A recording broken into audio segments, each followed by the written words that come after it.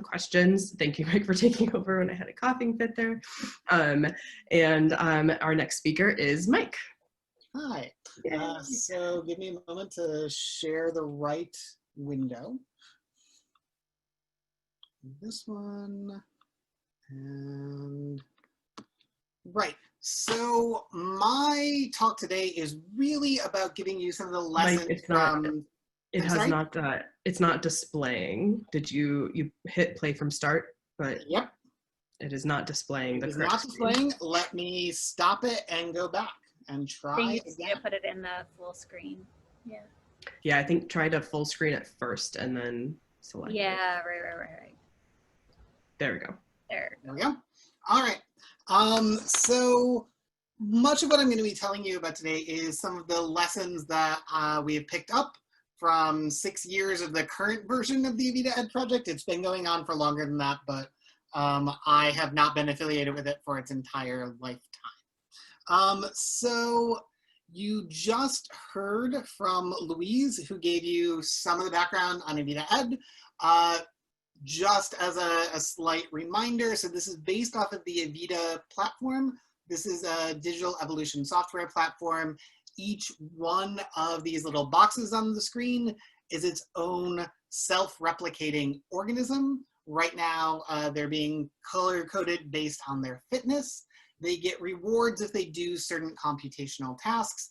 In general, this is something that has been used primarily in biology classrooms, so we don't go into a lot of the details of how exactly the coding works or how the logic functions work. I'm happy to explain that to people who want to know, and in fact, we often tell the instructors so they have some basis of it, but it's rarely something that's going to be communicated to the students in this particular platform. For a number of years, I was a postdoc on this project where we were bringing in instructors to workshops, 1 or 2 of them a year, where we would train them on how to work with this program, run them through some of our standard lessons, help them develop how this will work in their class, and then sending them off to their own institutions to teach over that year and gather data for us so we could see what impact this was having on student learning about scientific concepts and even the nature of science itself. But rather than going through the data that's come out of that project, I thought it'd be more useful to talk about how this works well in certain classrooms and what implementations maybe aren't the best way to go about certain things. So my first suggestion is be intentional. It's really easy for us in the ALife community to see this neat, new, shiny thing that we enjoy playing with and want to just throw that in. But ideally, when you're trying to integrate a particular tool in how you're teaching things, you'll want to pick the tool that does the best job for communicating what you want to communicate and that is good at the things you're looking for, even if maybe it's not the best thing overall or in all contexts. So this is an image from this is from the Data Nuggets site, talking about various different next generation science and engineering practices. These are US specific, but there are similar sorts of frameworks in many other countries, and there are specific ones within many individual states or provinces on what the new standards are for science education. And you can link in whatever platform you're using into those and figure out what does this actually do and what am I going to be removing from my curriculum in order to include this other thing. It's an unfortunate reality that the way a lot of introductory science classes are taught, and biology is probably more guilty of this than any of the others, that they're an inch deep and a mile wide. And that's really not the best way for students to build a strong understanding of things. It's often a better idea if we can pare down the amount of things that we're giving students so we can go a little bit deeper and they can build a stronger conceptual framework around what it is they're learning. And within the biology community, I'm one of the people who definitely argues that we want to be building this framework around evolutionary processes in the first place, because it's one of those few central unifying ideas in modern biology. So one way to really be intentional about this is the entire concept of backwards design. Many of you have probably heard about this. Some of you have never heard these words before, but it will almost certainly make sense once it's explained. In general, scientists have few problems teaching this way, but they don't always think that they're supposed to ahead of time. The idea is, instead of getting up there and teaching your students and then trying to write exam questions to figure out if your students have learned something, instead you want to approach this much more the way you would approach a scientific research process. So figure out what your goals are. What are the learning objectives for your students? Then figure out what evidence you would accept to demonstrate that they either have or have not met these goals. And then once you have those learning objectives and concepts of what the assessment would even be, you can structure your instruction to help get the students to where you're looking to go. Now, that can come a little uncomfortably close to the idea of teaching to the test to some people, but really the idea is not that you're giving them the specific answer to the test questions. It's figuring out what is even an appropriate way to demonstrate that they have learned a concept, and then making sure that needing to do that is not encountered for the very first time on the assessment, but is something that they've been scaffolded up to in a way that makes the learning more meaningful and make more sense to them. My second suggestion is to know your audience. So in particular here with the Vita Ed, we have had instructors use this ranging from 9th grade biology to graduate school. What you will end up doing with students is going to depend on the level of the student, and it's also going to depend on what type of student they are. You're going to try to do different things in a biology classroom versus an engineering classroom. You're going to do different things in an intro bio versus a senior level evolutionary biology course. I have taught lessons in this where in even very intro level classes, we can work with a particular lesson on demonstrating that mutations are random. What does it mean for a mutation to be random? How can you have these random changes that then lead to these observable patterns later on? Whereas when I've taught a similar lesson with graduate students, I actually go on to derive mutation selection balance equations. I put up the differential equations on the board, and I show how we can get that data out of the software to figure out what the selective coefficients are for what we're working with. You can teach a very similar lesson, but teach it in very different ways depending on who your students are. But it's not going to work if you don't know who the students are. So think about things like the class level. Think about things like what are the pre or co-reqs for the class, and what is this class feeding into? So what are they supposed to be learning to then take on or apply to later instruction? My next suggestion is to manage your time.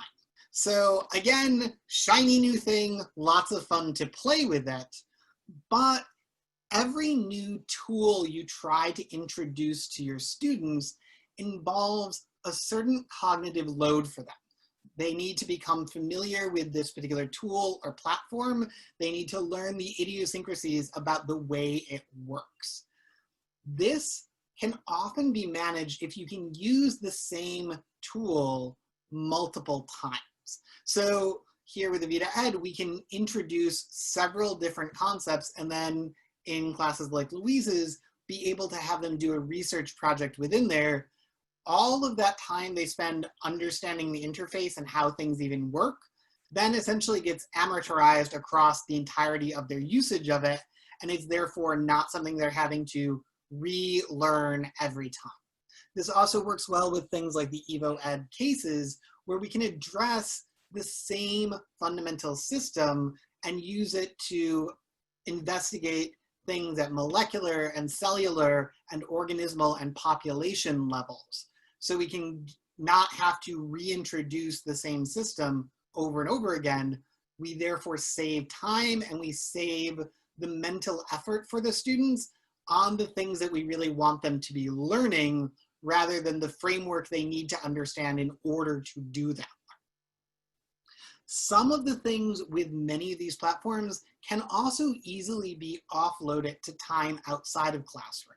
Time in the classroom is really a scarce resource, and it's highly valuable.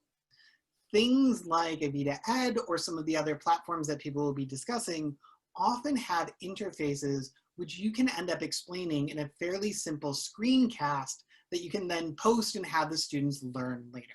So I can post a link in the chat of a, I think, 11-minute long tutorial I gave of here is how to work with Avita Ed that we've sent students to read the material or watch the video ahead of time so you can come into class already knowing how to work with it. I'm also going to suggest that you need to embrace iteration. So iteration happens both within the context of a course, where you're going to revisit that same platform multiple times. Iterating across it will help you figure out what went well that first time I tried to talk about it, what are my students still confused about, and then you can go back and address that later on. You're also realistically going to do better if you can use the same sort of tools in multiple different semesters, because you're going to get better with any of them. There is a learning curve to everything. That includes how you want to teach a concept. I know that I have gotten much better at teaching certain things the third or fourth time I've done so, because I've been able to figure out what worked and what didn't with my set of students and my particular skill set. And that's something that you're going to have to learn some of on your own, as much as you can get useful advice from other people who've done similar things. It's going to be different from you because you are not a clonal reproduction of that other person. And so it's best if you can forgive yourself that the first time is not going to be perfect, but you would like to be able to build on. And my last piece of advice is when you're doing outreach of this and trying to expand your system to other people, focus your effort on the people who are interested in it rather than the people who are there for other reasons. It turns out that when you run this national study and have a bunch of people coming in to use your software, not all of them are great about actually using it. And some of them feel self-conscious about telling you that. And so you can spend a lot of time trying to get responses from people who are never all that invested in the first place. It's a better use of your time to focus on the individuals who are more interested and are expressing some degree of enthusiasm. From every one of the workshops we've run, we've gotten a subset of instructors who are really passionate about using it and spend a lot of effort on it. And we've gotten a subset who clearly thought it was going to be something else and turned out not to meet their needs. It's a better use of time to focus on that first set and try to make sure that they feel comfortable using it, rather than spending your time beating your head against the wall trying to get a response from the people who are just not that invested in the first place. So these are my general pieces of advice on teaching with an artificial life platform. I am happy to take some questions.